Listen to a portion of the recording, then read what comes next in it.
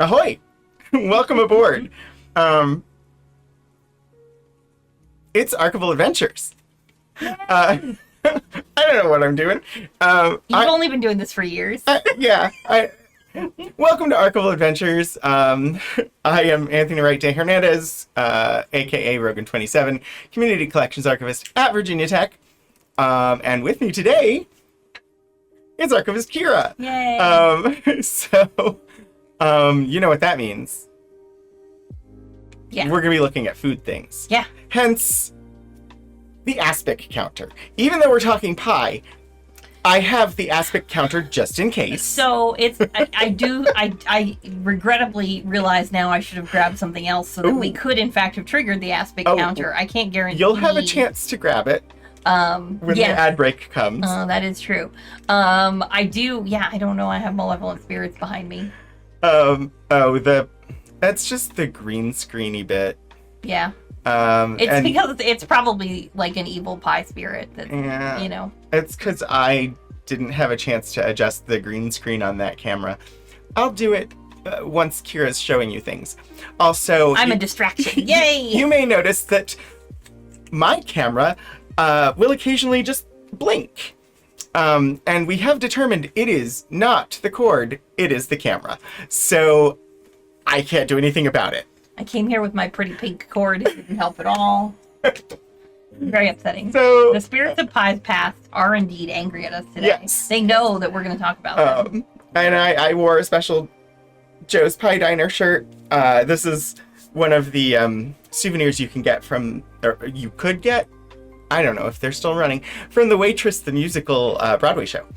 And regrettably, I do not have any pie-based jewelry. I do make jewelry, so I feel like this is an assignment I have to give myself, is to make something pie-based for future pie days. Anyway. Key Squared, thank you so much for the resubscription. I almost, in fact, did miss that, but then I caught it. Yeah, I want to see this. It doesn't, like, I don't know.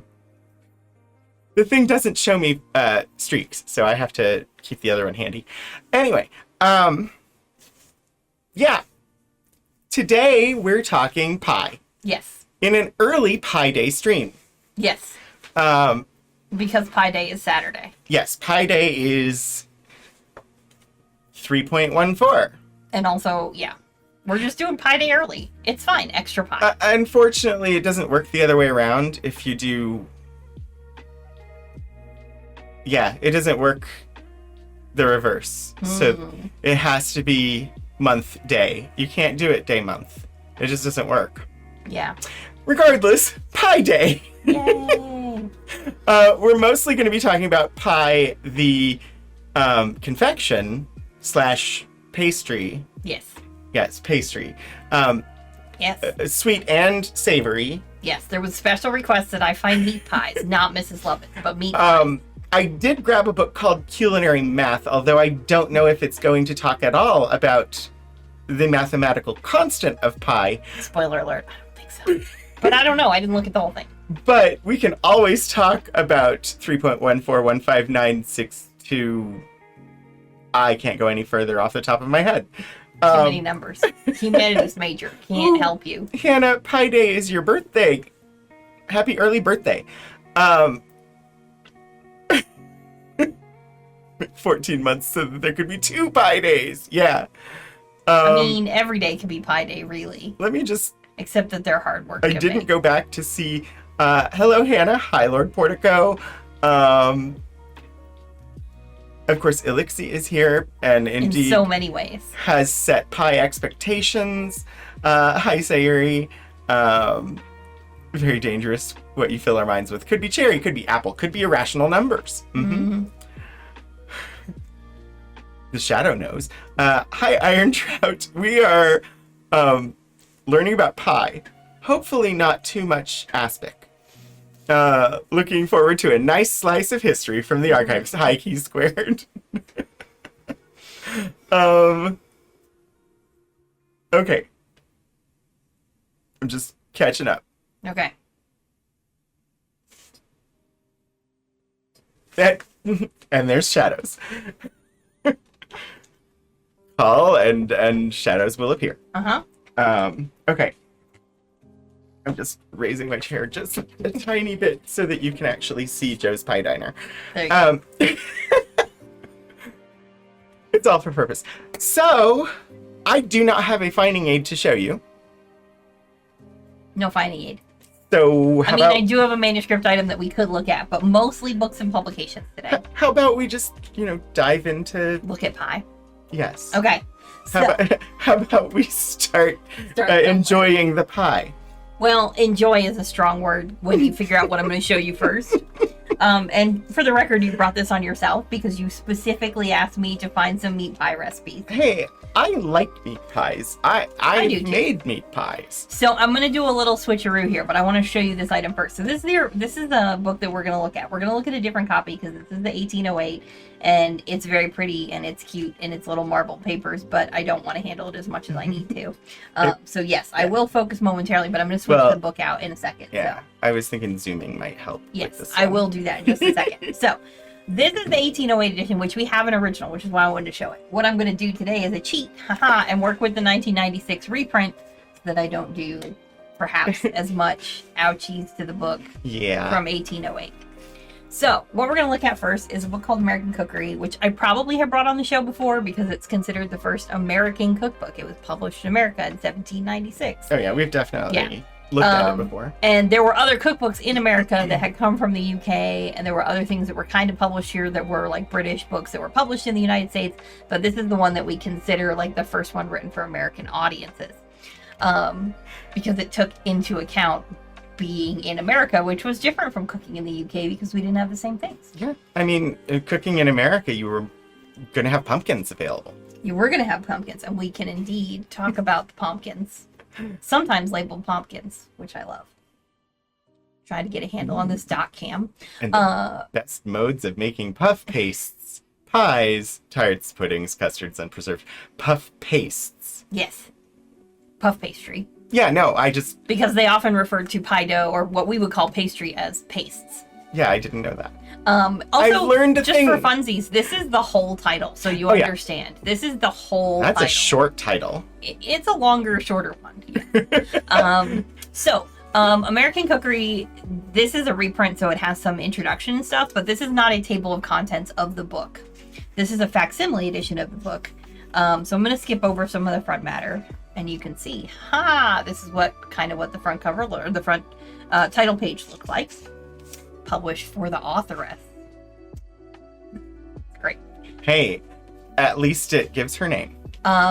Also, this book does not have an index or a table of contents. We're just jumping on in to the preface to the second edition, the first edition, which is a little bit about the author and the book. We've got long S's. We got long S's. I had recently used this in a class, and someone was like, "What's wrong with this book?" And I was like, "What?" Oh, we also have the conjoined CT. Yes. And random assortment of capitalization, like orphan. So we just jump into recipes. There's kind of an order as we're going to see, but there's no method, not really a method to the madness. I already marked the pie stuff because I didn't want to make us flip through everything. It's a good idea. Pies. Ooh, beef flake. Lamb. Beef steak. Yes, sorry. See, we fell into our own trap. No, I just wasn't looking close enough to see that it didn't have the cross. So one thing I think that's really interesting, and we can look at this, is this book is like cross-referencing itself. So if we look at the recipe for beefsteak pie, it says take slices of beefsteak 1/2 inch thick, lay them 3 deep in paste number 8, which is essentially meaning go to the other part of this book that talks about pastes and figure out what the recipe for paste number 8 is. Adding salt, pepper, and slices of raw onion between each laying, dusting on flour at the same time, together with a sufficient quantity of butter. Add 1/2 pint of water, bake 1.5 hours. This must be put in an earthen vessel and covered with a crust as for chicken pie. So you also have to know how to make chicken pie. Any observations here about how we're supposed to cook this? 1.5 hours? Where? How long? Yeah, in 1.5 hours. Just bake it for 1.5 hours. In an earthen vessel. Yes, no temperatures, because there were not really. I mean, I would assume in a wood-fired oven. Yeah, probably in what would be considered a slow oven, which would be somewhere between 350 and 400 degrees, as opposed to a quick oven, which would be hotter than that. If you're not familiar, she doesn't use those terms right in here. If you're not familiar with those terms, it is based on how long you could put your hand inside the oven and how long you stayed in there before it got too hot. So a slow oven meant you could keep your hand literally stuck in the oven for a longer period of time. I did not know that. And there was a count to everything. Like if you could keep it in there for 5 seconds, it's a quick oven because it's too hot to keep your hand in there. Yeah, it's a whole thing. We did not have ovens with actual temperature gauges until in like the 1890s, which is also when we got standardized measurements. So we anyway, looked at advertisements for some of the first ones of those on one stream. so we have our beefsteak pie. We have a stew pie, which is kind of like, I think, a veal pot pie. Yeah. But you have to cook it as like a stew first before making it into a pie. Yes, and then you cover it with biscuit dough. Oh. Yeah. And we have a sea pie, which I see pie and I want to eat it. and this one they tell you how to make your paste first, which is weird because later other pies it's like, well, how do you make it? Well, just figure it out. Well, I'm curious because so I know like this is the first American cookbook, but I know for meat pies in Britain today, it's much more common to have like a cold water crust that can stand. But this doesn't seem like it's going to be that. No, some of these are more like single top crusts or like a more standard, like almost like you might use for a quiche, like a short crust or something like that. Weirdly enough, the sea pie does not have seafood. It has pigeons. Lay in split pigeons, 1 dozen, with slices of pork, salt, pepper, and dust on flour. Yeah. No. Oh. No sea. Okay. Just birds. Didn't some early stuff use Bible verses for timing? Oh, I think I have heard that. I've not read too much about it, but yes, I think that some places or groups or individuals or cultures did that. Yes, I haven't seen a lot of that in print per se, but I think probably like canonically that's the kind of thing people would learn at home in the kitchen, and then yeah. I'm just noticing things like under the chicken pie it says, or if your oven be poor, parboil the chickens with half a pound of butter and put the pieces into the pie. You don't want to plate. feed people raw chicken. Yeah. And then I saw a foot pie. Yes. A foot pie, which mind you takes a week to make because you have to put the feet in a vessel of cold water, which you change daily during a week, then boil the feet till tender. I mean, then take away the bones. That's not the longest I've seen for a pie preparation. But it's still... Because this is under minced pies and like mincemeat. Because you chop all the meat up. To make mincemeat, you're supposed to take a year. Yes. To let it ferment. And sweet mince pie is different from minced pies, yes, quote unquote, where it was just chopped up meat. So yeah. Congratulations, Iron Trout. You've been randomly selected as VIP for the stream. Enjoy your digital gemstone and the ability to control the pun points. Also, this one makes use of paste number 3. Mm-hmm. We haven't found the paste yet. We haven't paste yet. We've got tongue pie. Minced pie of beef. I like that we have... a year? Oh, yes, a year. So you take it, you put all the ingredients in, which is like mostly nuts and various fruits and things like that, and beef suet. Mm-hmm. And you set it to ferment in a cool place, cool shady place. So like in the back of a closet or in the back of your fridge, root cellar. And you let it ferment for a year. Now today you can just go to the grocery store and buy pre-prepared mincemeat filling. And then generally I supplement that with some like fresh apple pieces for when I do it, but you don't have to. They make the filling and you should just buy it off the shelf. But yeah, to prepare it fresh, it's roughly a year that you're supposed to ferment. Yeah, but we do have some desserts. We have apple pie, which is essentially a fresh apple pie. So you stew and strain your apples, and then you add fresh grated lemon peel and rose water and sugar. A later version of this recipe that she produced for the next edition actually also called for cinnamon and mace in the apple pie recipe. But spices were extremely expensive and hard to get, so I'm not surprised that they don't show up in this first edition. Honestly, that would be a very different apple pie, because we're used to having like cinnamon and mace and things like that, but with the lemon and rose water, that would be very different. And curious. the later edition has the rose water and the lemon and the sugar, but also adds cinnamon and mace specifically. I can't plan my meals out 2 hours in advance, let alone a year. We have a dried apple pie, which involves rehydrating. We have a buttered apple pie. We have potato pie. Yum. Which is kind of like a quiche type thing because you add beaten eggs to it. And then we have some stuff about custards. I'm going to try and jump ahead real quick and find the pastes. No, but they're not custard pies. They're just custards. They're just custards. Now, you could bake them in a paste, and she probably tells you that that is an option because there's also a tart section that I just kind of skipped over. Here we go. Pastes for tarts. There are many. It is not as simple as one option, apparently, if you are making pie paste in the 1790s. We have a pound of butter with 2 pounds of flour with 2 egg whites and cold water, which you make into a paste and roll 6 or 7 times. This is rough puff, or puff pastry rather, not rough puff. This is actually puff pastry. Yeah. Because you're rolling it 6 or 7 times with another pound of butter, like sort of flouring it in each roll. Yeah, and like just regular pie crust doesn't have the egg whites. Yeah. The second one also has egg whites. Hi, Nuggets. But it's like mass quantity, a pound of butter to 14 pounds of flour. How much pie crust are you making? So we saw paste number 3, or calls for paste number 3. So that's flour, any quantity of flour. Rub in 3/4 of its weight in butter. White of eggs to a peck. And then any quantity. Any quantity of flour. So you can make bulk. A pinch of flour is not going to work in this recipe. Yes, but they should.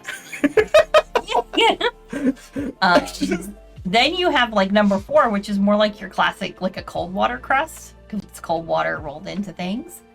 And then we have number 5, which is just like flour and butter, or like you might make a lard crust or something. And then we have, Sorry. No, it's okay. We have number 6, which is whole eggs plus butter plus flour. So that's totally different. Then we have like what's described as a paste for sweetmeats. So that's like number 7 and 8. So we saw a reference to number 8 before. And that's actually suet and flour. So that's closer to a lard crust. That you actually wet with cream and then like roll and so you're making a puff pastry again. So for kind of like for the top of something. And then there's our royal paste, which also includes sugar. And that's particularly excellent for tarts. Royal paste. So that was a little bit of, I could read Amelia Simmons' book all day for fun. Originally, I was thinking of making something out of this book for Pie Day, the more modern version of her apple pie. Well, not more modern, the other version of her apple pie. And then I realized I have no mace and no rose water, and I won't be able to track those down tonight. So for Pie Day this year, our event is focused on hand pies. Hand pies, yay! That is not pies made out of hands. No. Again, not made of hands. The other one I wanted to look at, early one, is this lovely book that I've probably also brought on the show before. Neogets, what is your experience with suet? Like, you say it makes the best pies. Most Americans today have no idea what suet is. Yeah. But they could be made out of hands. I'm not. Lady fingers, maybe? I don't know. The other one I brought from kind of early American culture, and then we'll jump to some other stuff that maybe has some more visuals, because early cookbooks do not, because that was expensive and complicated, and nobody did that. Is the Virginia Housewife, which is one of the first regional cookbooks published in America in, you guessed it, Virginia. by Mary Randolph. I did not know that, Neoguts. They have suet pastry for pie cases. Oh, yeah. Cool. And Mary Randolph, the reason I bring this one up is if you are a holiday pie fan, Mary has a recipe. Jump ahead. So many pages. Dun, dun, dun, dun. So I'm getting there. Yeah, I've never actually had suet pastry. Now I have to investigate because I like making pies. So if you are a holiday pie fan, yes, I know this says pudding, but stay with me. Stew a fine sweet pumpkin till soft and dry. Rub it through a sieve. Mix in the pulp of 6 eggs, quite light, a quarter of a pound of butter, half a pint of new milk, some pounded ginger and nutmeg, a wine glass of brandy, which was about 2 to 4 ounces, depending on what kind of wine glass you were using, and sugar to your taste. Should it be too liquid, stew it a little drier, so basically boil out some of your liquid. Put a paste around the edges and in the bottom of a shallow dish or plate. Pour in the mixture, cut some thin bits of paste, twist them and lay them across the top, and bake it nicely. Sound like anything you've ever heard of? It's a pumpkin pie with a top? It is a pumpkin pie with a decorative top. Also, what is the pulp of an egg? Which part of the egg is that? I would assume that means beaten eggs, like Okay. the beaten yolks. Yeah, because I was like, the pulp of 6 eggs. Because on the apple pudding, which is similarly, she has beat 6 eggs very light. So I think it's like that would be whole eggs, and I'm guessing that the pulp is the yolks. A lot of our suet pies are called pudding. I have a great steak and ale pudding recipe. I had not ever heard pudding in a savory context before. I had only heard it as like sweet treats and like basically the same meaning as dessert here. So that's interesting to me. All that to say, Mary Randolph does not have a section of her cookbook labeled pies, which is something you would expect to see later. But a lot of the pudding recipes are intended to either be alone or baked in some sort of pie crust. Yes, it says macaroni pudding. Mm-hmm. That one is the pudding. I was skimming that one. Yeah. It is very uncommon to see macaroni recipes like pasta recipes this early. So this one always is one. She also has a recipe in here for what would essentially be oyster ice cream. We're not going to look at that one right now because it's kind of gross. I like oysters, but I don't want oyster ice cream. This is done like in a mold. So this is a more traditional pudding in the British sense. Mm-hmm. You would, steam it in a mold.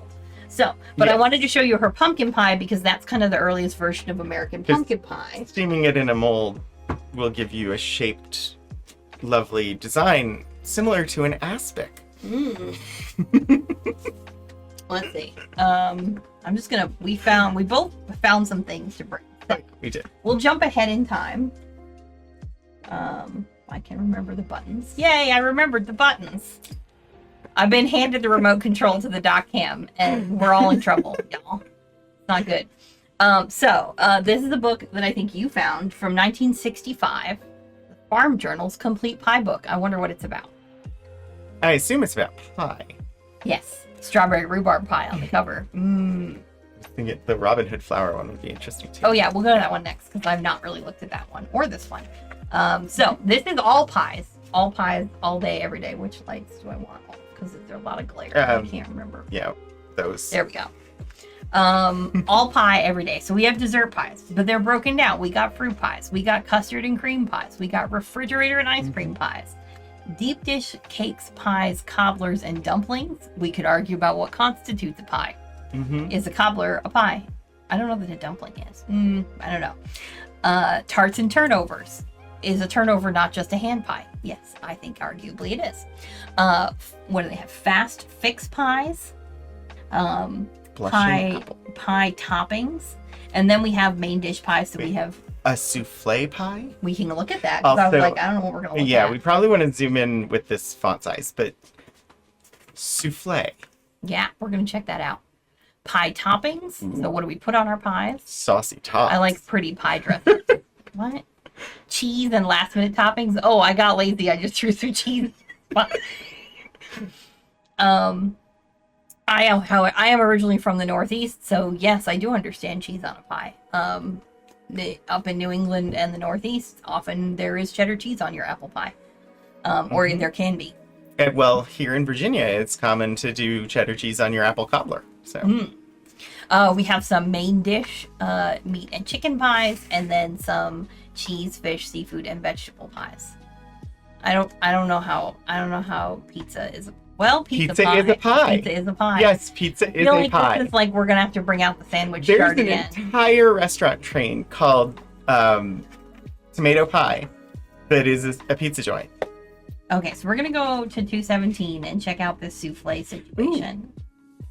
North of England loves their cheese. They'll have a slice of cheese with their Christmas cake, too. Something new. So 1965. If you're looking for something new and tasty and fast fixed desserts, try our souffle pies. Well, part of the pie filling made from packaged pudding and pie mix. Oh, we're getting aspic adjacent. Into the beaten egg whites instead of topping the pie with meringue. So distributes flavor throughout the filling, and it's almost no extra work. Okay. So essentially, it's a meringue pie, but you're mixing the meringue into the pie filling. Okay, so this is, like, that's basically the way you make Watergate salad, except Watergate salad has other things added in, but it's the pudding mix and whipped cream mixed together. So these are pudding mix. So yes, we are aspic adjacent for sure with some of our pie. Watergate salad is honestly one of my favorite desserts in your nuts. It's worth a try if you like, if you can have pistachio. Hi, Stephen Joyce. Here we go. Blushing apple pie. An excellent way to use canned applesauce. So it's applesauce and Red Hots. You melt your cinnamon candy into your applesauce, and then you dissolve it, and then you pour it. It's a cold pie, like a cool / freezer pie or fridge pie.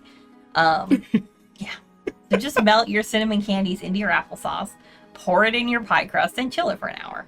Oh yeah, Neo gets it's definitely a dessert. It doesn't belong with the main meal. Hurry up mincemeat. So these are like easy to make. These are sort of like quick, like they call them fast fix because they're that for a reason. Like they're meant to be quick and easy. So we have Sunday Best banana pie.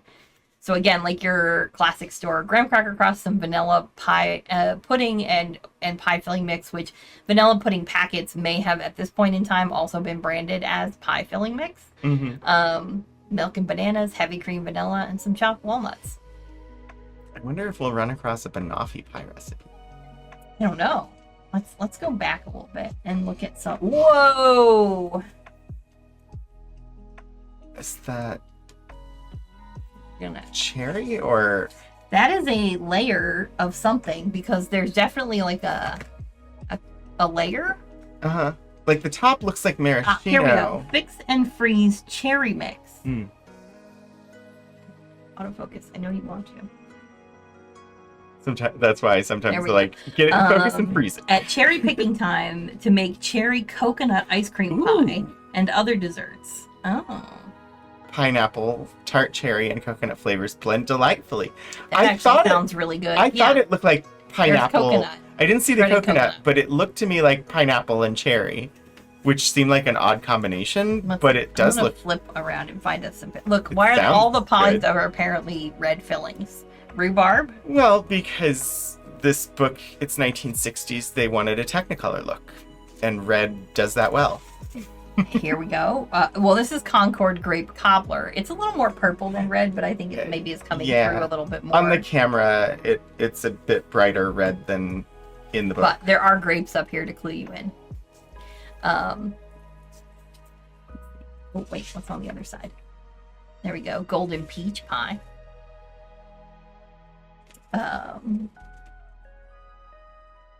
Nope, more red pies. All red pies. Oh, wait. Nope, here we go. Brown. Chocolate and cream cheese. Chocolate cheese pie is a specialty on the menu of a famous old inn in New Mexico. This is one of those conversation piece desserts. You can make it ahead and keep it in your refrigerator. Cut it into small wedges. Oh, we can also give you a shortcut chocolate cheese pie, lower in calories. There was a lot of interest in diet eating in the 1960s. Let's see. Oh, here's some lemon lemon plus pie. Garnished with marshmallows. Nipped and dipped in yellow sugar. And it's a black bottom lemon pie. So there's a lemon pie, and then we have a black bottom lemon pie. Which Probably means... it has like a little layer of like a molassesy type burnt sugar thing going on. I've not encountered... Black bottom pie is also a thing that's kind of like a pecan. It's got a very like burnt molassesy sugar. I hadn't encountered black bottom pie before. Very thick and dense, like corn syrupy kind of thing. So this is just a black bottom layer to a lemon pie. Well, Fast Insider, yeah, but it's cream cheese, so this would be like a chocolate cheesecake.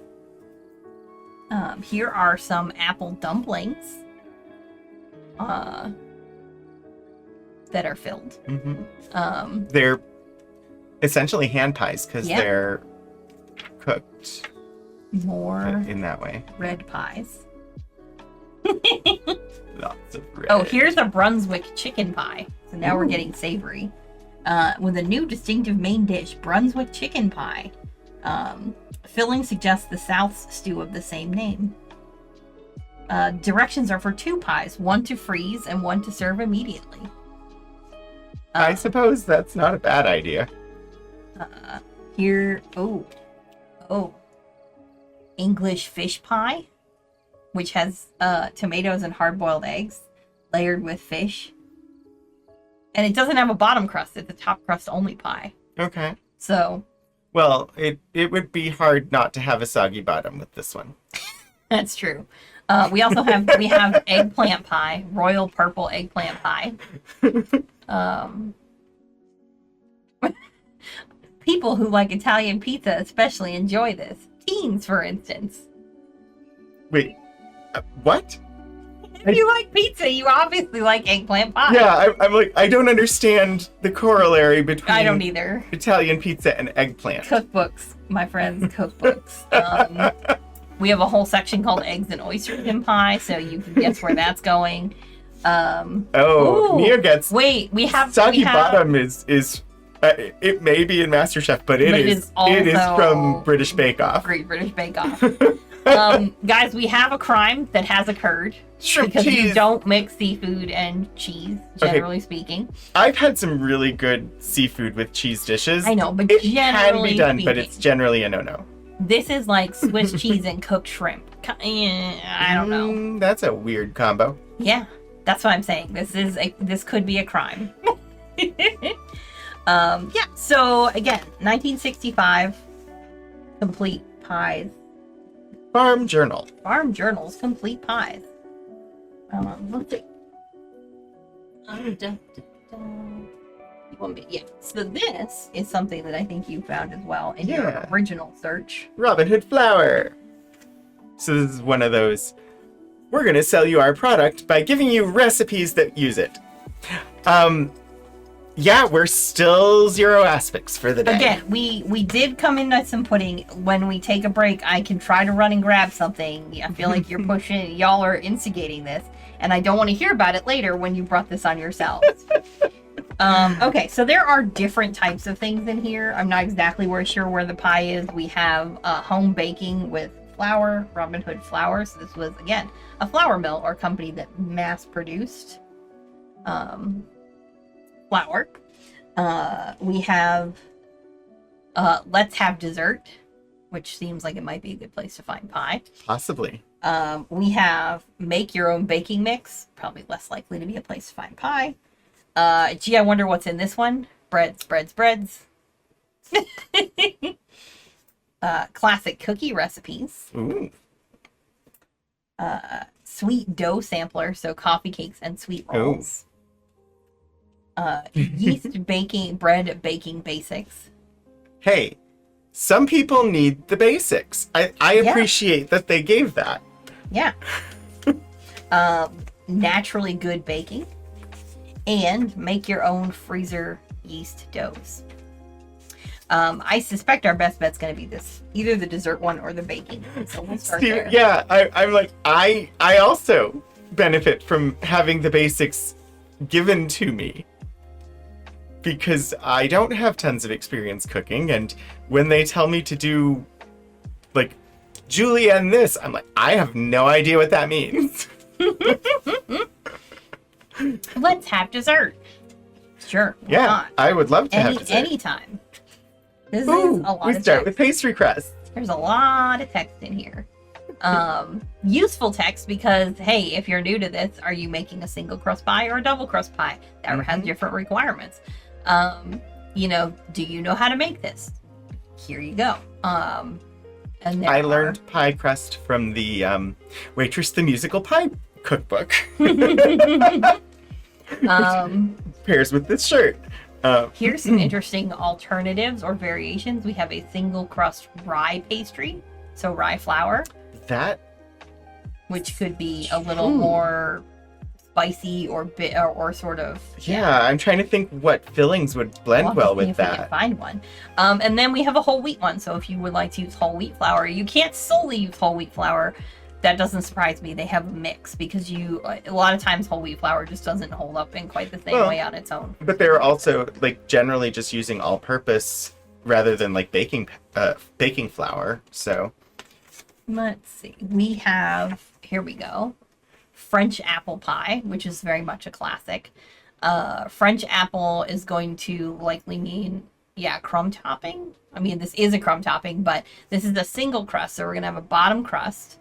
I love that it says, follow the directions you saw back on page 5, except do not prick or pre-bake your pie. You're going to bake it all at once. Oh. This is not a pre-baked pie crust. Yeah, that's Sometimes helpful. you pre-bake your pie crust, depending on what kind of pie you're making. Sometimes you don't. You bake the whole thing at once.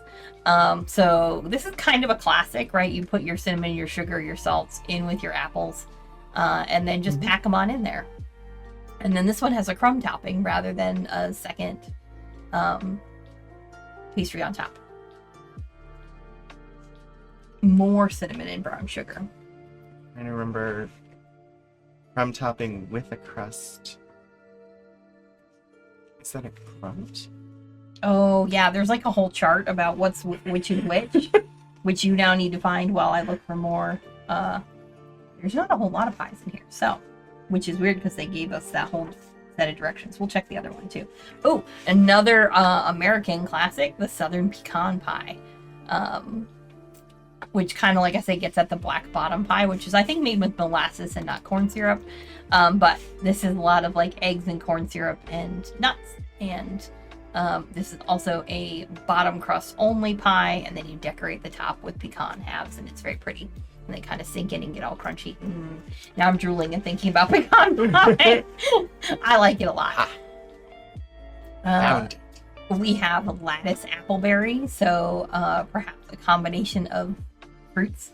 And as we can see from the recipe, that is true. It is cinnamon, salt, apples, and fresh or frozen cranberries. Haha. You found the chart. Pie is complicated if you didn't know it. I always come and talk about complicated food history. There's the whole thing about sandwiches and what constitutes a sandwich. But then we have this very important piece of information coming at us, which is... Let's get a drum roll. No, that's fine. Takes a second to create a I don't know. source. Apple cranberry sounds great to me. I'm all about this apple cranberry pie anyway. Except there is a version of this where you add cheddar cheese to your crust mixture, by the way. So we're getting cheese and apple, but we're putting the cheese in the crust. Okay. Yes. Here we New go. image coming in. Ta-da! What is a pie, really? So I was trying to decide item with a bottom crust and a crumb topping. And according to, like, this is not all of the possible things, but according to this,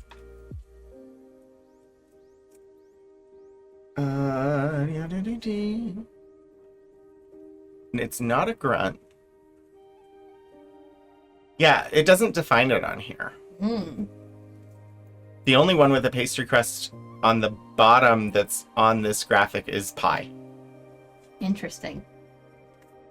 inconclusive evidence at best. Yeah, so like cobbler is with the biscuit crust on top, which we saw. Crumble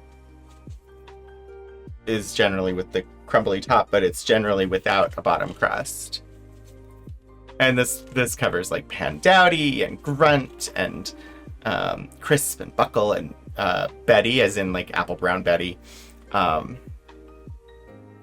believe that words have meanings, and pie does not mean sandwich. Okay, so Okay. except that a slice of pie can constitute a taco, which technically does arguably fit into the sandwich chart. But we don't have time to go back into the sandwich chart today, or we will spend the entire stream there. We've covered that on I stream have before. recommended reading about what constitutes a sandwich, and a pie, a double crust pie, has it has a like carb on both sides. So we can put that in chat maybe for people to explore. Yeah, we've But I don't dare open it because we might never come back. we've discussed it on stream before, so I'm just gonna drop the link. Yeah,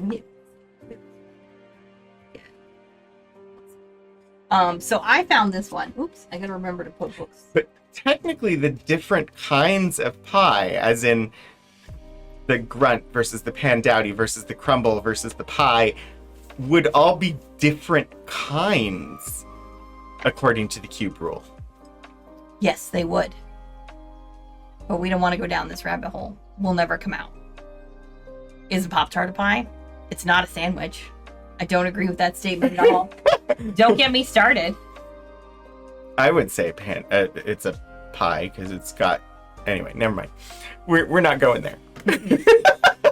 Where we are going is a apple pie ABC. The title bothers me. It's a apple pie. Yeah, which is technically, who cares? But definitely not the grammatical English that I learned in school. I was about to say, how's he even going to do a hat trick? And then a thing happened. Like a hat was over there. I was like, what? What? Yeah. So, Bastard Cider, thank you for redeeming a hat trick. I only have one other hat here at work, but that means you get that hat. Neo gets my favorite part of that sandwich cube rule is all the way at the bottom when they talk about a vanilla soy latte being a 3-bean salad. I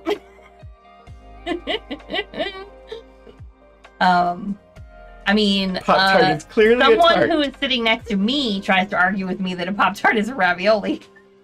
I mean, it is. So welcome to apple pie ABC. Again, I'm hung up on the fact that it doesn't say an apple pie, but that's the English major in me. This was apparently a whole series of little cutout books, like die-cast lithography cutouts. But this one's all about apple pie. And this is like a little kid's book. As we will see, this particular copy was inscribed. It was for Edith from her Uncle Irving and Christmas, Aunt Eva. 1916. From Christmas 1916. A apple pie ABC. And it's kind of an alphabet learner. Like, so you have a letter and then there's a thing that goes with it. I now see why it's titled the way it is. Because it's A, apple pie. Yep. ABC. Yes. Meaning A, yes, apple pie. A is for apple pie. Yes. But it is bothersome. And so we have some delightfully bizarre illustrations of children interacting with pie. You have an apple pie. That is our starting point. An apple pie. And it's all past tense, which also confuses me, but again, that's just me caught up in things. Some of it's in color, some of it's not, because we can bite our pie, we can cut our pie. You can deal it out to people. Dealt it. It could double as a coloring book if you wanted to get into it, Neo gets. I, for a moment, thought the child eating the pie was inside the pie, and I thought that got really meta. I suppose you could fall over a pie like the one referenced in the nursery rhyme with 4 and 20 blackbirds baked in it. That's true. Because it would be big enough to trip over. You can get the pie. You can hide the pie. You can invite someone to it. Sometimes with these alphabet books, They really push the boundaries of how they're using letters. Uh-huh. You're not going to like the ending. I promise. Jay jumped for it. Yeah. Kept it. Yeah. Longed for it. Have you ever longed for pie? Yes. Mourned for it. It's gone. Nodded at it. Just being polite to the pie. Opened it like a clamshell, apparently. Peeped in it. So like the fancy pies, like the 4 and 20 Blackbirds one, they didn't eat the crust. They didn't eat the pie. It was a showpiece. Oh, because there were live birds in it that when they cut open the crust, the birds would fly out. You wouldn't want to eat that because it had feathers and also, bird droppings and all that You inside. brought up mincemeat pie, but the early history of mincemeat pie, which goes back to the Middle Ages, is very different, and you would basically have the stand-up crust, as you mentioned, but it would be full of any meat or poultry or seafood that you had, and you would cut a hole in it, take the parts out that you wanted to eat, and then reseal the hole with butter, and you would take 6 to 8 months to eat a medieval mince pie. It was essentially a preservation method. Mm-hmm. Anyway, you can quarrel over your pie, you can run for it, you can sit on it. That seems weird. You can steal it. Yeah. It'd be like a Go Phoebe Poe. It's a Go Phoebe. It was a Go Phoebe Poe. Now that I think about it, yeah. I had that thought when Go Phoebe Poe was invented. I was like, this is like a medieval mince pie. You can upset the pie, tip it off the table. You can view it from a great distance. Okay. And I warned you, you're not gonna like the cop out at the end. What? Yeah. You could wear the pie? Yeah. You could X-ray the pie, although it's 1916. I assume the X-ray existed. Yeah, it did. You could yell at the pie, and you could zoom with the pie. Mm-hmm. Yeah, they really checked out at the end there. Yearn, yeah. But this is part of our children's cookbook and nutrition literature. A apple pie, ABC. What is it that I said when I brought it in? Look, I brought those scary children you requested. Let's see. Okay, but Oh, yeah. we have yet to actually talk about Let's pull the mathematical constant. Let's see if we can find it in here. It's got to be in here somewhere. You know, So- the 3.14159265359. That's as far as Google goes. I doubt pi is going to be in Culinary Math, but Well, it seemed appropriate. We'll take a peek and see. I didn't even know we had this book. Didn't know what it was. So when you were like, I was looking at it like, what now? It was the best I could do in trying to find something that linked the mathematical constant with the pastry. I'm gonna borrow one of these weights because this one's gonna. I mean, that's what they're here escape. for. Ironically, I'm putting it right near the conversion of weights and volume. So this is about math, but it is also about cooking math and food math. So we'll see some. I peeked at it before we started stream because I did kind of want to know what we were getting into. And you can see there's like conversions, and then but you also have like edible portion costs and recipe costing. So what does it cost you to make something? So this would be really good for like somebody who was going into the food business. Yeah, I mean, you have your units of measure and equivalency charts, which is really helpful. You have some blank forms. So if you were like in the business, your beverage costing, your recipe, your kitchen ratios. So I don't think 3.14159 is going to be in here. But basic conversion of units from measure to volume, or measure within volume or weight. You're making vegetable burgers, and the recipe calls for 36 ounces of ground walnuts. Walnuts are available from your supplier. This is like the worst math problem ever already. Walnuts are only available from your supplier only in pound units. They're also coming on a train that left Chicago. No. You must be able to calculate that 2 1/4 pounds is equivalent to 36 ounces so you can place your order. Once you understand the units of measure and how they are related, you will be able to convert easily from one to the other. In the food service industry, units of measure are how we communicate quantities of food and beverages. So this section talks a little bit about converting units of measurement, the basics. Zoom in. I've learned that it directly wants me to point the remote at the camera. So, you know, they like teach you how to convert measurements. That's probably useful. There's like chapter reviews and alternative methods for things. There's some real serious math happening in here. So like up here we have how many ounces are in 100 grams of butter, and then math happens, which to me is like magic, and then there you have an answer. Let's see. I saw some stuff where there were like questions and stuff before. So here we go. So here we go. This is like our chapter review for some of these, and there's like answers and everything like that. But find the answers to the question using approximate volume weight chart on page 66 to 60 or 464 to 66. Leave your answers in decimal form. Final answer should be truncated at the 10,000th place value. Okay, so this is a textbook. It is. It is very much a textbook. A recipe calls for 5 1/3 cups of cocoa. How many pounds of cocoa do you need to use? How many cups can be measured from 4 pounds of honey?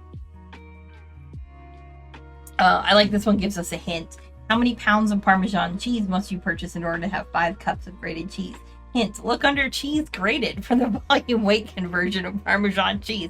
Did you know there was a volume weight conversion for Parmesan cheese? I had never thought about it.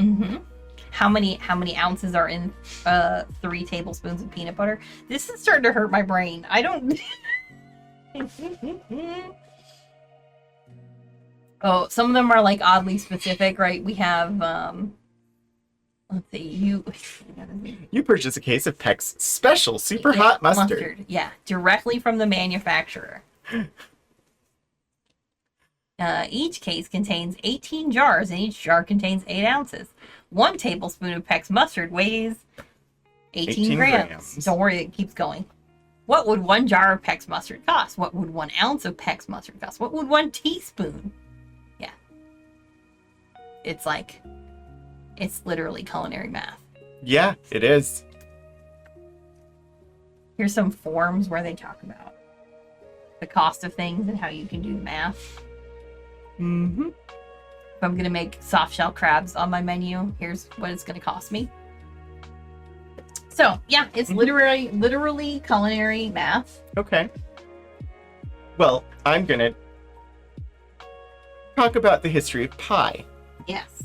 From Wikipedia, because we didn't have any good resources on the history of pie. Surviving approximations of pie prior to the 2nd century CE are accurate to 1 or 2 decimal places at best. The earliest written approximations are found in Babylon and Egypt, both within 1% of the true value. In Babylon, a clay tablet dated 1900 to 1600 BCE has a geometrical statement that by implication treats pi as 25/8, equaling 3.125. In Egypt, the Rind papyrus, dated around 1650 BCE, but copied from a document dated to 1850 BCE, has a formula for the area of a circle that treats pi as 16/9 to the 2nd power, equaling approximately 3.16. Although some pyramidologists have theorized that the Great Pyramid of Giza was built with proportions related to pi, this theory is not widely accepted by scholars. In the Shulba Sutras of Indian mathematics, dating to an oral tradition from the 1st or 2nd millennium BCE, approximations are given which have been variously interpreted as approximately 3.08831, 3.08833, 3.0043, or 3.125.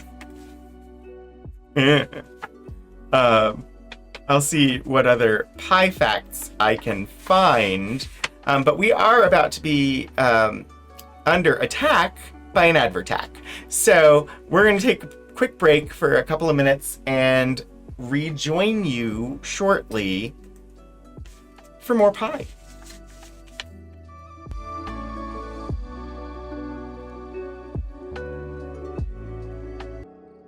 welcome back. I think We're back. the ad break should be ending right about now. And we've had some things happen while we were away. Sterling, thank you so much for the resubscription for 21 months. And then 16-bit Eric, thank you so much for the raid. 26 viewers coming in. We're exploring pie today. I was gonna say Neo's gonna get us in trouble, and people are gonna be like, we don't have pie in chat. We don't have, we can't send it through the internet yet. I'm unable to deliver pie through the internet at this point. Sterling must be talking to people in the room with him, not us. I don't know. Hi, Sterling. But we had some pie expectations for today, and but yeah, anybody here who was not already following 16-bit Eric, I highly encourage you to do so. You'll have a great The Pie is a Lie. Hi, every class. Can't be. And for anybody who's new here, this is Archival Adventures. I'm Anthony Wright de Hernandez, aka Rogan27, and I'm the Community Collections Archivist at Virginia Tech, and this is the show where I look at things from our archives on stream. And I'm Kira, and I'm not always here. And we just explore I'm a sometimes and see what we can learn. And today we're looking at mostly cookbooks related to pie. But I'm also trying to throw in a little bit of history of pi, the mathematical constant, because why not? Yeah. Or rather, pi not. Pi over IP will be revolutionary. But yes, my co-host today is Kira, and she knows a lot about food history and our food collections. So I like to bring her on for that. And yes, you'll see my camera blinking because we've determined it is a problem with the camera itself. So, but let's go back to the documents. Okay, back to the pie. Ooh, focus. Focus. Welcome to... Ooh, there we go. Welcome to Superb Pies and Pastries. So this is by a group called the Culinary Arts Institute. They started making these publications The CIA. in the 40s, but not that one. Or the other one. None of the ones you're thinking of. Really? Or sorry, it's the Culinary Arts Institute. It's the CAI. Oh. That's why. It's none of the ones you're thinking of. Because I heard it as Culinary Institute of America. Yeah. Which is CIA. Culinary Arts Institute based in Chicago. They made we have tons of these booklets in different topics, different things. And they're often titled like 200 blah blah blah recipes or 300 blah blah blah or 500 of these. So yes, shockingly enough, there's pie ones from we have ones from 1940, 41, and 55. We're gonna look at a couple of them because apparently it's America's favorite desserts. This one is in black and white. It is 250 superb pie recipes and pastries. I enjoy making pies more than eating them. Meanwhile, I don't love to make them because they're a lot of work, but I will happily eat them. There is a nice alphabetical index to everything that is going in here. You brought this. You all brought this on yourselves. Mm-hmm. You did this. You did this.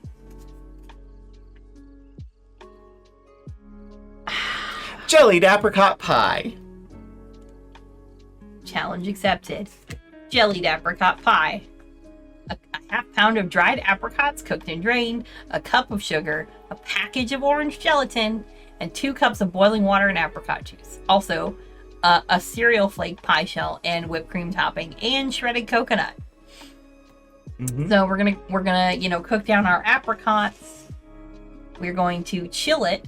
We're gonna cook everything together. We're gonna chill it all in our pie shell and then cover with whipped cream and garnish with coconut. Aspect counter 1.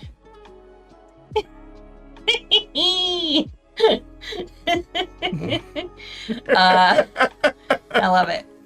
So, aspect counter 1. Also on this page, something that caught my attention a few minutes ago, spicy blueberry pie. Mm-hmm. Mm-hmm. 3 cups. There's I didn't even have to leave. That's the best part, Lord Portico. I found it in the stuff we already pulled because there is more.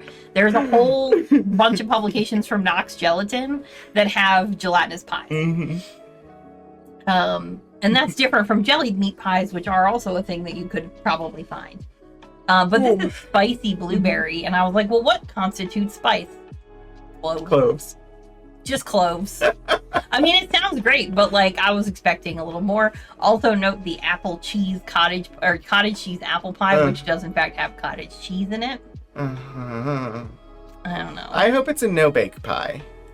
It is not. It is not. It is baked full on.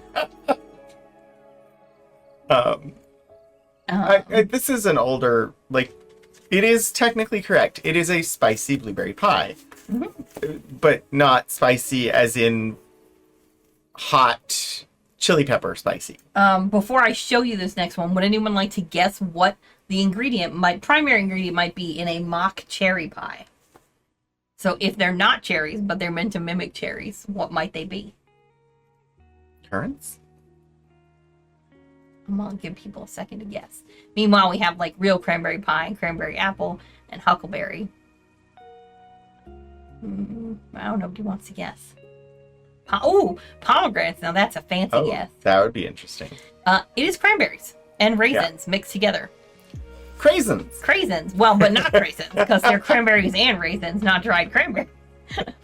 So we do have a mock cherry pie because it always gets exciting when we It's a spiced X, not aromatic. aromatically, not hot. Yeah. We have something called a 3-in-1 pie, which is cranberries, tart apples, and canned pineapple. Sure. Let's see. Elderberry. Yeah. Youngberry. Loganberry. Wait. Gooseberry. Youngberry? I don't know what those are.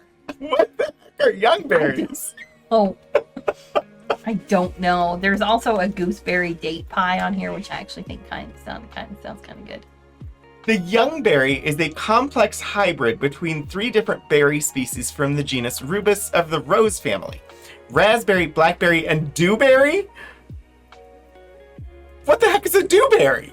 It's in the blackberry family, I think, right? Yeah. Closely related to Yeah, I blackberry. was gonna say that one I actually knew for some reason. So a youngberry is a combination of raspberry, blackberry, dewberry, Similar to a loganberry or a boysenberry. Yeah. Okay. Created in the early 20th century by B.M. Young in Louisiana. Okay. So it's not just called youngberry to be contrasted to elderberries. We have persimmon meringue. It's brightly colored but toxic don't-berry. Don't-berry. In case anyone's a fan of persimmons, here's a persimmon meringue pie. I have made persimmon pie before. It's very hard to get appropriate persimmons here in the U.S., but it is good. We also have a mock mincemeat. So if you don't want to spend a year, as we talked at the starter stream, making mincemeat, here's a quick and fake way to make it. Yeah. Honestly, you're not going to notice a ton of difference in the taste. I wanted to look for some of the more interesting ones. Sour cream pie, which is a sour cream and almond extract pie, like a custard pie with a meringue topping. Which is kind of interesting. There's a sour cream raisin pie. There's also a cream pie covered with banana slices. Now, you were asking about banoffee, which I don't know if we're going to see. We're going to see some things that are close or maybe tangentially related. Fuyu or Haisha persimmons. I think it just said persimmons. It actually said persimmon pulp. It did not specify. Yeah, I will look because I'm trying to remember which one was better for pie. I'll answer in a minute. So we have I don't know that we're going to see banoffee, which I know you enjoy, but we have a banana butterscotch. We have a coffee cream or caramel pie. Some cream. We have a mocha. And a butterscotch and a buttermilk pie. So, Bass and Cider, the Fuyu is the ones that that I was able to get in the U.S., but the ones that are better for pie making are actually the Hashia ones. The ones that are taller. The flattened ones they work, but they're not as good for it. We have a honey pie, just honey. It's got other things in it. and a honey cheese pie, which is cream cheese, not cottage cheese, for the record. Honestly, I could see doing that with Greek yogurt. And then we come across my least favorite word when it comes to food history: surprise. What are you doing there, people? No surprise. Don't do that. I don't want to be surprised. I want to know exactly what I'm putting in this pie. Please, no surprise. The answer is chocolate and nut meats and whipped topping, basically. But I do think that this is a nice fancy crust top. Yeah. That they share in here. Oh, and so here's another one that I've been told is very good. Vinegar pie. I have never had vinegar pie. I do not enjoy vinegar, so I don't know, but I've been told it really doesn't taste like that. It really tastes more like a faux lemon. Yeah. Even though the vinegar is there's the acid. no lemon in this one, like a chess pie, a lemon chess. So there's a vinegar pie. Date cream pie. No, we're gonna I realized what I got myself into, and I'm like, nope. Here's another aspect counter: unflavored gelatin, water, egg, sugar, milk, salt, cottage cheese, and lemon, plus apricot halves and cornstarch and cinnamon and cloves. I think this is a chiffon pie. It has a branded pie shell, the Zwieback. Yeah, and it has a very specific type of pie shell. But yep, there we go. More aspects. Chiffon pies. Here we go. Pumpkin Alaska. Let's see. What's that? Is that the last page? Oh no, Pumpkin Alaska. There we go. Miscellaneous pies. Pumpkin Alaska. So you use marshmallows to make the meringue, and then you freeze it. We manifested too well, multiple aspects. Okay, so you melt your marshmallows, you add pumpkin, salt, and sugar, and then ginger and cinnamon to boiling water, which you then add with orange juice. When the marshmallows are melted, remove from the heat, add the egg yolk. So you're making a pumpkin marshmallow meringue. Okay. Pour into a freezing tray and chill. When pumpkin mixture is cold and slightly stiffened, fold it into cream. Return to refrigerator and freeze. Maybe frozen in a salt pack. Just before serving, spread in a pastry shell, cover with a thick meringue. It is baked Alaska pumpkin pie. Yeah, you're making a pumpkin iced cream. Mm-hmm. Yeah, in a pie shell. Yes, we have a shoe fly pie. Uh-huh. Which is basically a molasses and brown sugar pie. Mm-hmm. Very mid-Atlantic, Pennsylvania Dutch. Before this, in the miscellaneous, the first one, alphabet pie. What is alphabet pie? It is half a cup of alphabet noodles. It's a little pasta. We'll come back to that, Shadows. Cinnamon candies, cinnamon red hots, pear juice, cornstarch, eggs, syrup from noodles. So you cook your pasta, and then you're going to use your pasta water. I don't know why they called it syrup. It's just pasta water. What? Cream and milk, pineapple juice, and canned pears. So you cook your alphabet noodles with your cinnamon candy, your pear juice, and your water, and then you drain it and reserve the syrup, which is a syrup by that point because you have melted candy in it. So yes, it does constitute a syrup. You're gonna ship. Yeah, this is bizarre. This is pasta. What is with this fruit. monstrosity? It's pasta with fruit. And how are you thickening? Cornstarch. Or cream and cornstarch and eggs, yeah. Basically a gelatin. Yes, it is a non-gelatin. They're just not using gelatin. It's an aztec. It is a gelatinous aztec with tiny noodles in it, just for texture. Also, case in point, lemon potato pie. What? Lemon potato pie, grated potato in a Oh boy. I mean, my camera's glitching anyway, Shadows, but we can blame it on the pie. So we had a question, what makes the frozen pumpkin pie frozen? You put it in the freezer and partially freeze it. So it is a cold, like what we might call a refrigerator pie, but it's not, because it's not fully frozen, it looks like. It's just poured into a refrigerator tray and partially freeze. And then you pack it into a pie shell. So it's like a refrigerator pie. I also wanted to point out green tomato pie. Yes. There's a whole movie about it. Or red or yellow tomatoes. Oh. Any color tomatoes you've got. But the movie is fried green tomatoes. Fried green tomatoes, Okay. yes. So some savory things.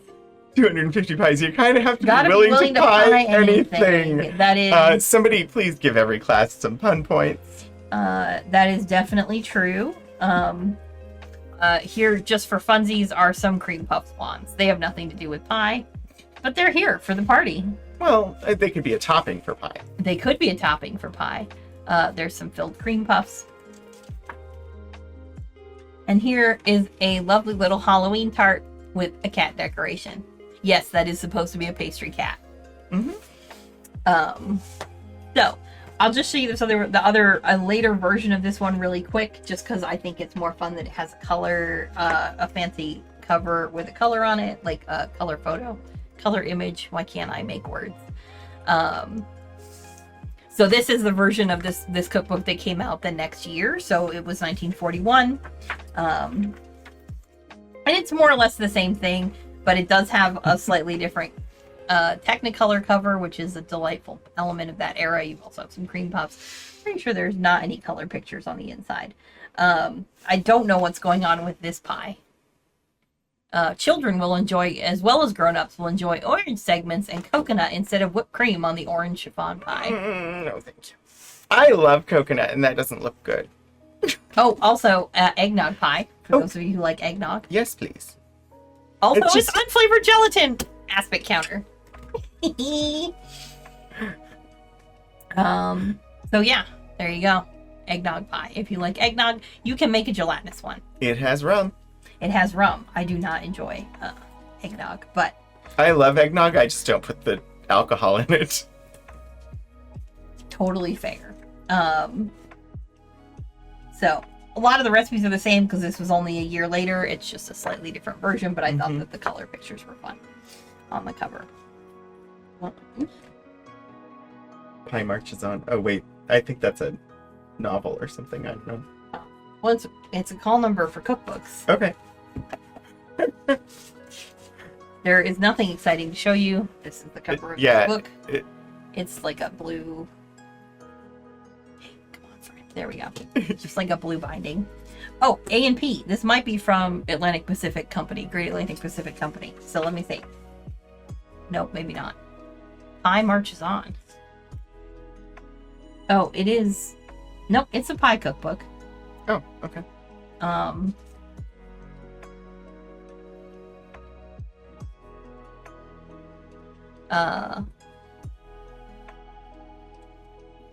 A lot of our, let's see, banana pie favorites. Let's see if we can find it. Come on, Banoffee. I need to just make banoffee myself. Banana pie favorites. We have, okay, so this is kind of an interesting layout because it turns 90 degrees on us every once in a while. And gives you directions of ingredients for not only one pie, but pies in bulk. If you would like to make 10 pies worth of banana cream filling, there you go. I mean, if you're having a party, That's true. Just with just one flavor of pie, though. well, maybe it's a big party. So let's see. I'm looking for. No, I don't see it. But Of course not. here's magic banana pie. Sure. This is a very fancy pie plate for the record. It's like sitting in something. It's a regular pie plate, but then it's in this fancy pie plate server. So yeah, every chapter that starts on a section like has this weird set of charts. So if you're making rhubarb pie, fresh rhubarb versus canned rhubarb, those are different things. Rhubarb does make a good pie. Also, the next section is for frozen rhubarb pie. So if you are working fresh frozen or something like that. So this is a cookbook. It's there are some pictures throughout. Here's a pineapple cheese pie. There seems to be a lot of advice for like, you know, don't underbake your crust. You don't want a soggy bottom. Just the combination of acidic with cheese is... Yeah. Yeah, that does seem like a lot. Pie/crumbles the best way to use rhubarb. Here's a canned Hawaiian pineapple 2 crust. So 2 years ago for Pie Day, I made a 1930s pineapple pie. That was delightful. It's the one that was on the starting soon screen. Yes, because that's where my recipe came from. That was my pie that I made 2 years ago for Pie Day. It was a 1930s recipe for pineapple pie, and it was delightful. So if you've never tried pineapple pie, but you like pineapple, it might be a good combination. I'm going to see if he had any good pictures, but here's a grape pie. Once again, they give you grapes as a clue. I'm trying to remember. I made a pie a while back that had a unique preparation method, and I can't remember what it was. But it gave me the idea to try a starfruit pie. Oh, there you go. So I have a inspiration and a thought on a method to make a starfruit pie, and I might have to actually try it sometime. I was going to see. So this was my attempt to look for vegetarian, not fruit pies. So we were talking about meat pies, but I was like, I wonder if I can find anything with savory pies that are meat free. Mushroom pie. Right. So I think that this book is supposed to have some things. This book is called The Vegetarian Cookbook. It is subtitled Substitutes for Flesh Foods, which I think is kind of a funny subtitle. And it is from like 1904, so early 20th century vegetarian diets. And let's see, cake. Puddings, pies. But there we go. I knew there was a section. There was a 225. reason I found this book. You do not all have to watch me flip pages. 225.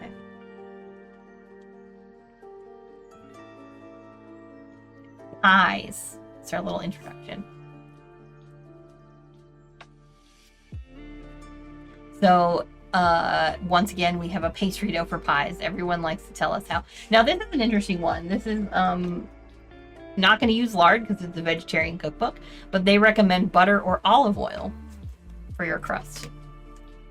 Okay. We have like a classic pumpkin filling for pumpkin pie. We have pumpkin pie without eggs. So, depending on, well, if you use butter, it wouldn't be, yeah. I'm trying to figure out how vegan you could get. It's seitan. Maybe. I was thinking about what you could put in the crust. Vegetable shortening.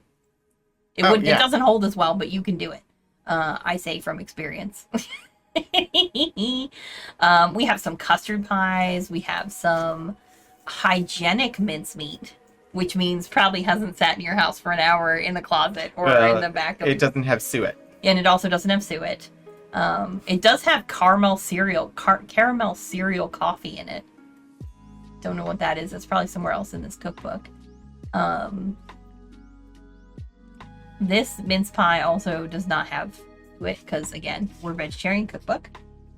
We have some more custard pies. I like lemon pie superior. Oh, here's a good one. Washington cream pie. Who knows where they came up with that name? It's just eggs and vanilla and flour and sugar and lemon juice. Oh, that's the crust. There's vanilla and eggs in the crust and lemon. Wow. Okay. Well, what's the filling then? Here we go. Okay, come on. Wait a minute. So, Washington cream pie. Mm-hmm. The crust is eggs, vanilla, flour, sugar, and lemon juice. The filling is milk, eggs, flour, butter, sugar, and vanilla. Milk? It's kind of filled with itself. Eggs? I mean, it's vegetarian. It's a custard, but like, and you can, it's like, okay. But it's made with its own ingredients. I don't know. That seems like it's cannibalizing itself. Prune pie, rhubarb pie, again, nothing, and blueberry. So there are no savory pies in here. I thought we might find a savory vegetarian pie, but sadly, no. That's the one that gave me the... Sorry, it was like... You've been on a hunt. Yeah, no, it was a strawberry kiwi pie that inspired me on the starfruit pie. Because preparing the kiwi, I was like, I could prepare starfruit the same way. And, yeah. So no vegetarian savory pies in here, unless there's something buried in the. I was looking to see if there's anything in the actual Scalloped vegetable oyster. Yeah. Is that a pie, though? I don't think so. I was just looking to see if there was anything in this section that might constitute a pie under the vegetable section, but I don't think so. Doesn't look like any of this is things that might be served. It's just how to cook vegetables. It's not really how to put them in a pastry. Okay, so that was a bust. Sometimes what we find isn't super interesting and we put it away. Let's see. The Lost Art of Pie Making Made Easy. So this is a newer book. It's from 2004, so I think it's a little more about, not necessarily a straight up cookbook, but we'll take a look at it. Well, we also have the history one. Yes, and we have, no, you have the history one. Nope, it's to the right. Okay. Here, we'll do that one first. No, this one is from a really, really good food history series, so. Pie, global history. Gee, I wonder what it's about. On brand for today. So the global history series is pretty cool. It's part of another series called the Edible series. But the global history, it's like they have a bunch of foods where they give you a short kind of, because there's a lot more to pie than this thin book, but a global history of things. There are some amazing other titles in this series, including things like Spam and Champagne, and Mango and Pineapple. There's also a really great Southern series that's kind of along similar lines from the University of North Carolina Press that does a lot of Southern foods. In this case, you can judge a book by its cover. You can judge a book by its cover. That's what it's about. No, this is a really good series. And so is the one from UNC's press. I got distracted. I was like, wow, seaweed and moonshine. Yeah. I remember Savor the South. Yep. The Savor the South series is fun as someone who lives in the edge of the American South. Hi, Blue Rooster. You will find a lot of cool stuff about food in the southern and southeastern part of the United States. Everything from chicken to bourbon and a lot of other things. So this book covers a brief history of pie, the universal appeal of pie, pies by design, filling stuff. Special occasion pies, around the world with pie, which I think might be interesting to look at. Yeah, imaginary pies. So we'll go with where probably like literary. We'll see. And the future of pie. Yeah, the future of pie. Okay. Okay, so we're gonna go towards the end. I literally have never seen any of these books or like read any of these books except the pineapple one, so I'm really curious to see. Around the world with pie. Do not dismiss the dish, saying it is just simply food. The blessed thing is an entire civilization in itself. So I don't want to like necessarily read to people because this is a very like this is a scholarship book about pie, but she kind of I think takes a quick trip for like how pie has played a role in different parts of the world. There's Australia and New Zealand. Also, this book has wonderful illustrations. Canada. The pie floater. A famous South Australian food icon. It is a meat pie served in a puddle of mushy peas, garnished with tomato sauce. And Terry Pratchett talks about it. Okay. So there you go. Canada. And then it's weird. It goes Canada and then it goes other places. The pie has an indisputable European heritage. But the areas in which oil is the dominant fat have by necessity taken their cuisine in other directions. Italy has the pizza. It may be correct that the word pizza is usually translated as pie, but it must be understood that pizza is not pie. Because it is bread, not For the pastry. simple reason that bread is not pastry. Might as well call a toasted sandwich a pie. If we allow pizza to be included as a pie, we might as well call a toasted sandwich a pie, which would be ridiculous. Somebody get the cube roll out again.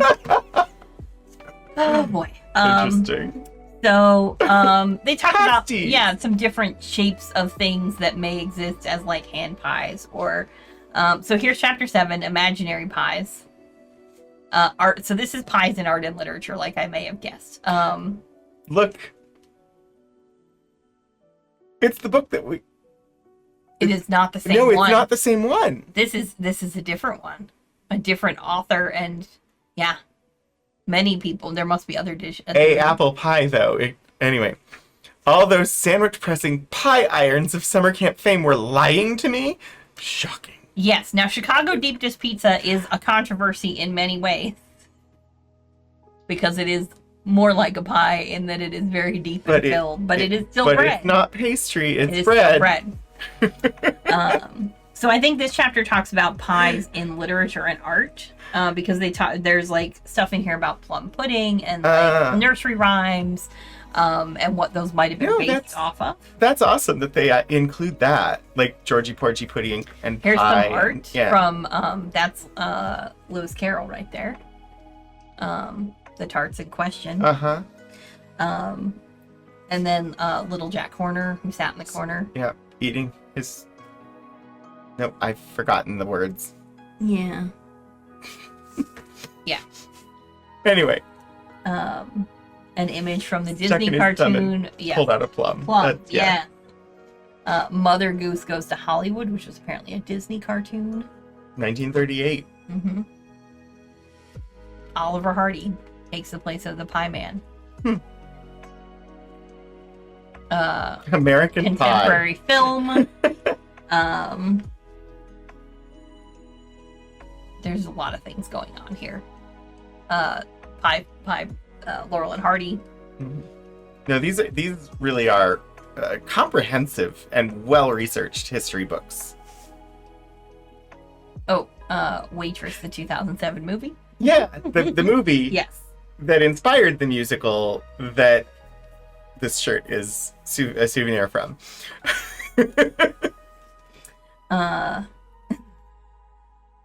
I forgot about Weeble and Bob. It was a online cartoon, and they were two little eggs, Weeble and Bob. Oh my gosh! I never saw it, but I can imagine what it would be like. So the epilogue is the future of pie, and so I think there's just a kind of existential question about whether pie is gone or I assume people we're gonna still bake pie or and eat it. Mass-produced commercial pies, mini pies. If the pie dynasty is, as I now suspect and fear, really dying, does it matter? Does anyone care? Yes. Anthony cares. And there are a couple of recipes in here. So we have a basic short crust. We have a hot water crust. We have a Cornish pastry. Stargazy pie. I'm trying to focus. Come on, camera. There we go. Yeah, my favorite popular culture pie thing was Pushing Daisies. It was a great series, and I belonged to some online group where people like made up actual recipes for the pies mentioned in the show. So I have a number of those recipes, and I've tried some of them, and they're pretty good. There's also a little bit on historic recipes, and look at the second sentence. Old cookbooks are difficult to follow because they rarely contain exact measurements and temperatures, and the instructions are very vague. Although if you want to see somebody turning old recipes into actual foods and then telling you what they're like, tasting history. Excellent. Here's Amelia Simmons. We've gone full circle. Amelia Simmons pumpkin pie from 1796. Which we didn't look at that one at the start of stream, but we do have that book and we had it out if you joined us later. Here's a beef, steak, and kidney. The Tasting History Cookbook exists, Fast and Cider.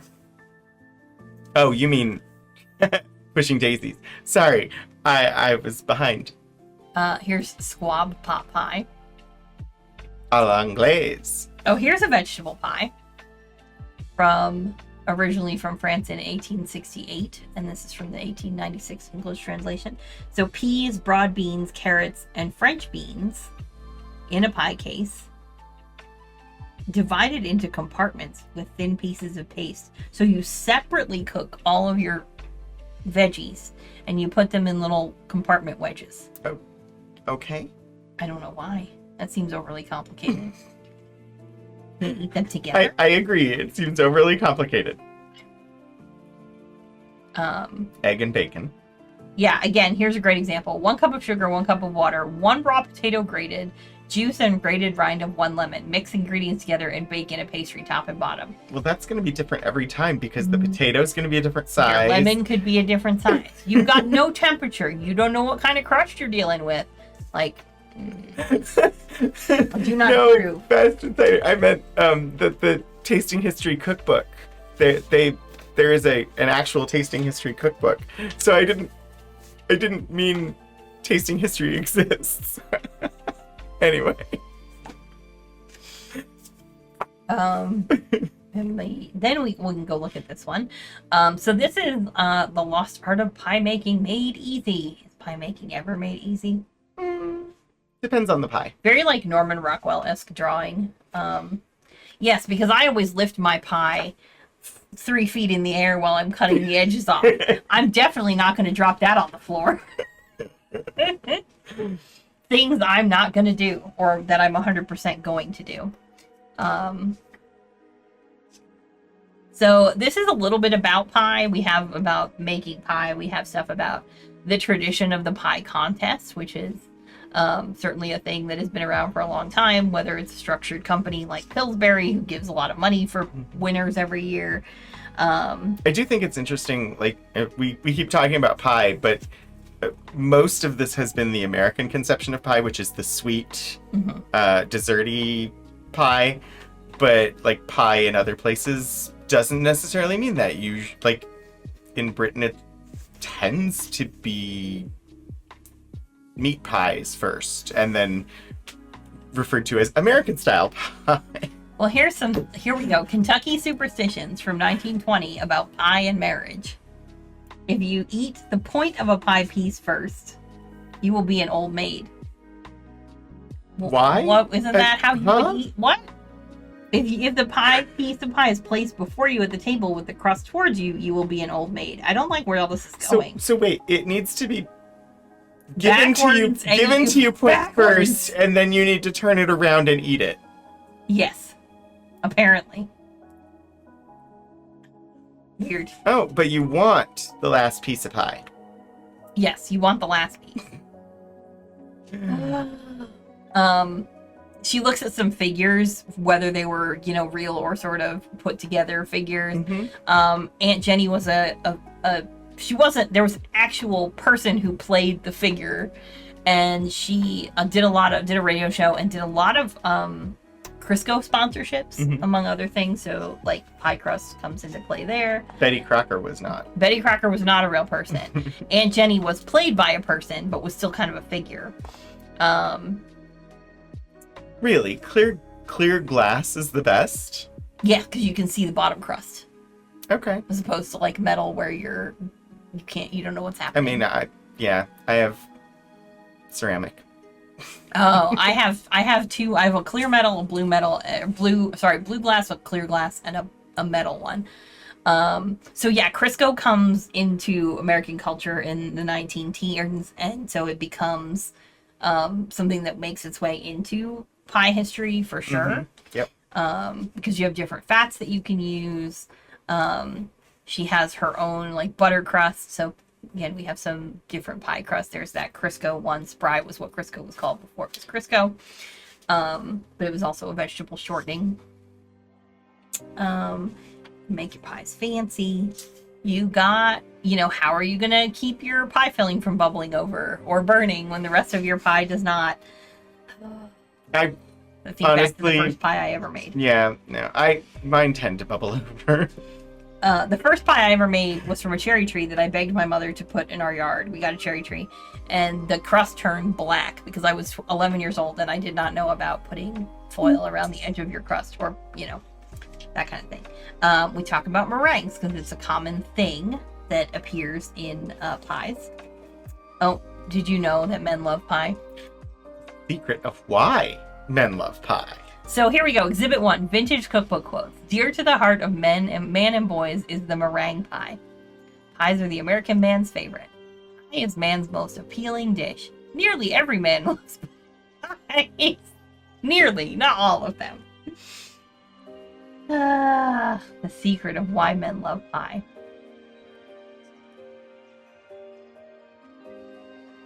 We got fruit pies. Mm-hmm. Again, we've been talking a lot about those today. And so we have some real specific recipes if you want to learn to make these. Ooh, double sour cherry amaretto pie. My cherry tree that growing up in childhood was a sour cherry tree, so I was the only person that would eat them off the tree as they were. Sour cherries are one of the closest. Like, it can be hard to get gooseberry here in the U.S., so sour cherries are kind of one of the closest substitutes for it. Yeah, that's what I had, was a Montmorency tree for growing up in my childhood. So that sounds delightful. More fruit pies, green apple pie, some war propaganda. Keep him smiling.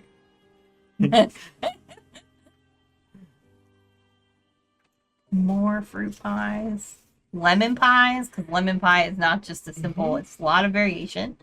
Again, we have a lot of cream pies, and sort of custardy, or like, oh, there's custard pies. Rum bittersweet pie. Gelatin. This is a black bottom pie with gelatin. Wow, we've hit the trifecta. Gelatin, cold water, milk, sugar, cornstarch, eggs, buttersweet chocolate, vanilla, dark brown, cream tartar, and confectioner's sugar, and whipped cream, and more chocolate. Why do you need both gelatin and cornstarch? You're asking too many questions that we are not supposed to ask. This person wrote this recipe for a reason. They really want that pie to set up fast. The Frank C. Brown collection of North Carolina folklore from 1964. Pie insults. She's as short as a pie crust. He wouldn't work in a pie factory if you would give him a tasting job. Sweet potato pie. Sliced sweet potato pie as opposed to ground. Ooh, key lime. Yum. I have a purple sweet potato pie recipe. Oh, wait a minute. Chest pie. Pinto bean pie. No thanks. Look away, Anthony. Look away. Transparent pudding. This is what it sounds like. There is a way. So this is pudding in the sense that we were talking about Mary Randolph, where it would go, you could cook it in a short crust of some sort. And this is transparent. This is clear. It is very strange. I have seen, you can look for pictures on the internet. It is very weird. Transparent pie or transparent pudding. I know there have been some like internet trends to do, like, I don't know if it was this, but transparent, like, see-through food. Okay, so it's pinto beans and pecans and coconut and sugar. So What? it's like a pecan pie with pinto beans. What? Yeah, it's a pecan pie with pinto beans because it's Like, a custard pie. I know. Is it Japan that has the sweet bean flavor? Yeah. Okay. I know there's this whole sweet bean flavor thing, and I don't Apparently do this beans. came about because Marilyn's husband Olson he was mighty fond of pinto beans. I do like this little quote from the Ladies' Home Journal. I hate, abhor, detest, despise, abominate dried apple pies. Tread on my toes and tell me lies, but don't give me dried apple pies. We have your classic pecan. We have a bourbon pecan. We have a Louisiana peanut pie from a French Acadia cookbook. Okay. Which is just going to be a peanut variation with white corn syrup, it looks like, instead of dark. So, But it's not peanut butter. It's actual peanuts. It's more like, so it's more like a pecan pie, where you're going to have that that grainy sort of filling with peanuts in it. That makes sense. I was trying to parse how it wouldn't be a brittle. There you go. Mock pecan made with oats and coconut. Okay. We found our shoe fly again. To destroy flies. To 1 pint of milk, add a 1/4 pound of raw sugar and 2 ounces of ground pepper. Simmer them together 8 or 10 minutes and place about in shallow dishes. The flies attack it greedily and are soon suffocated.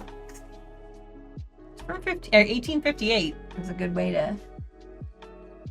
I guess it's the pepper? Maybe.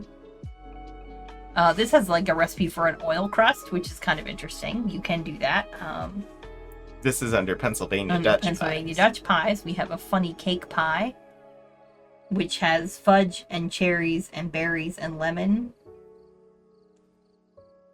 Weird. It's a lot of things going on in there. Quick pies. Okay, but the cobbler is not a pie. We have established this today. Again, why are we using the word surprise? Do not use the word surprise in a recipe. Okay. Here we go. Some more North Carolina folklore. If you get a piece of pie at the table, cut off the point and save it till last. Because we're not supposed to eat that first. Mm-hmm. Then make a wish and be quiet. Eat the point of pie, drink some water, and the wish will come true.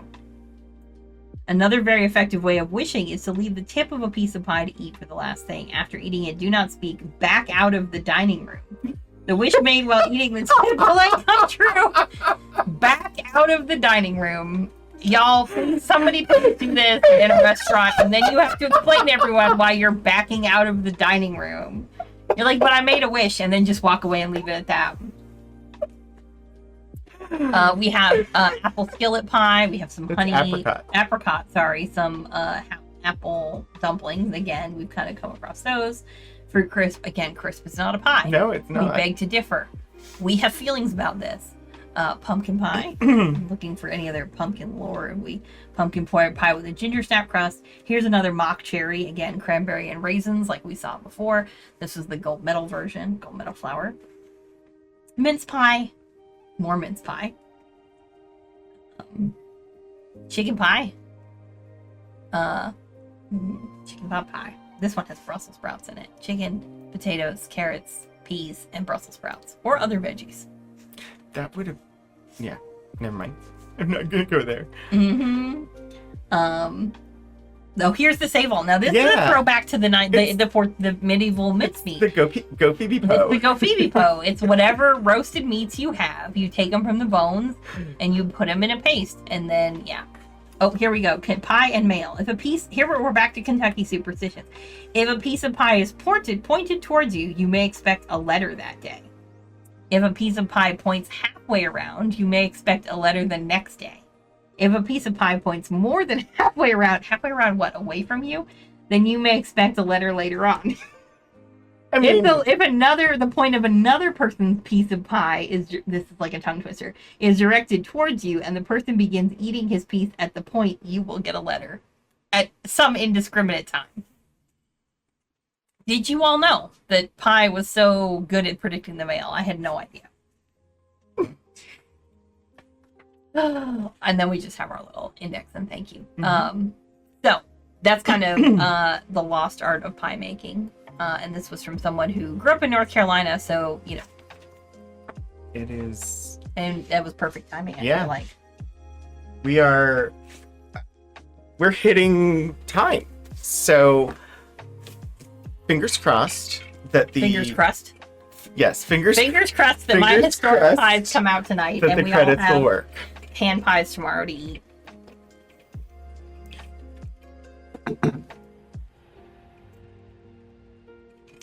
They did not. Of course they didn't. Bum, bum, bum. Why would they?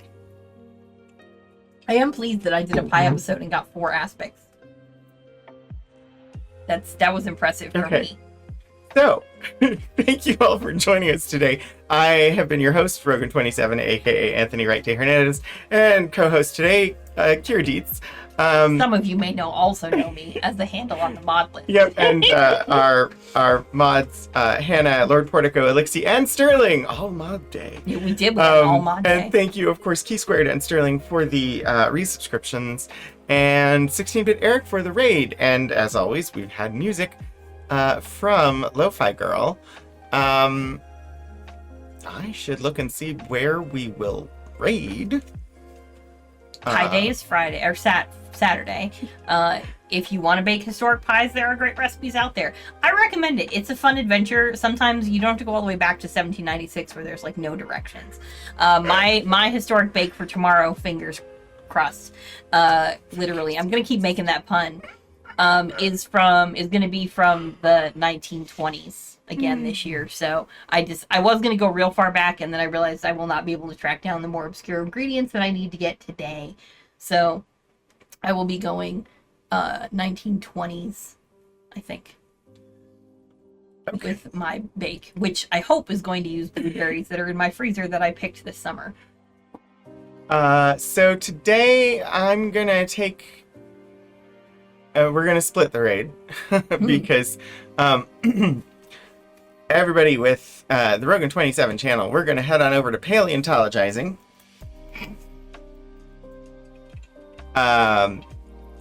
For some lovely dino action, and apparently it is streamiversary today for Danny. So I encourage you to pop on over there and celebrate Danny's streamiversary with wonderful dino lore. Unfortunately, the library's channel is not able to raid paleontologizing, so the library's channel will head on over to Monterey Bay Aquarium. Ooh, what's at the aquarium today? Today at the aquarium is the jelly can. Oh. I'm not fond of jelly. But yeah, thank you everybody for joining today. Next week it will be the